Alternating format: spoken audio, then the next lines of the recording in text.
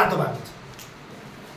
तर बँदेलको मासुमा चाहिँ कहिले यस्तो हुँदैन। बँदेलको मासुमा चाहिँ छाला अलिक कडा टाइपको हुन्छ, सुँगुर र बुङ्गुरको भन्दा अलिकति बँदेलको मासु छाला कडा नै हुने हो। अब तपाईँले शिकार गरेर खानुभएको भए पनि मासु चाहिँ छाला चाहिँ अलिक कडा नै हुन्छ है, सुँगुर बुङ्गुरको भन्दा चाहिँ कडा नै हुन्छ, अलिकति कडा हुन्छ।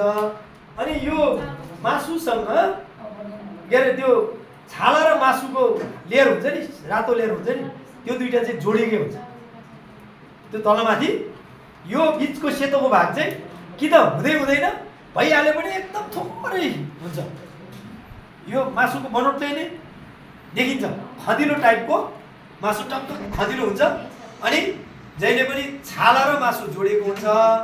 अब यो हामीले हेर्दा त्यस्तो देखिन्छ। अर्को कुरा चाहिँ के हुन्छ भन्दाखेरि बँदेलको मासु तपाईँले काट्नु भयो, यसरी चलाउनु भयो, यसो गर्नु, दुनियाँ गर्ने भने हामीले काट्नु पर्ने भयो, हातले चलाउने भने खुइलाउने, काट्ने, भाग लगाउने, सानो सानो टुक्रा बनाउने हामी सबै काम गर्छौँ नि।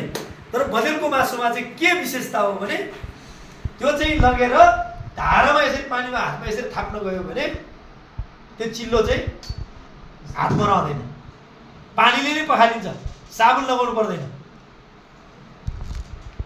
बँदेलको मासुको विशेषता त्यो।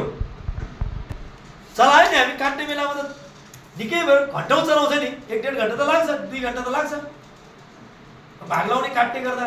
तर त्यो मासुमा चाहिँ हातमा चिल्लो बस्दैन।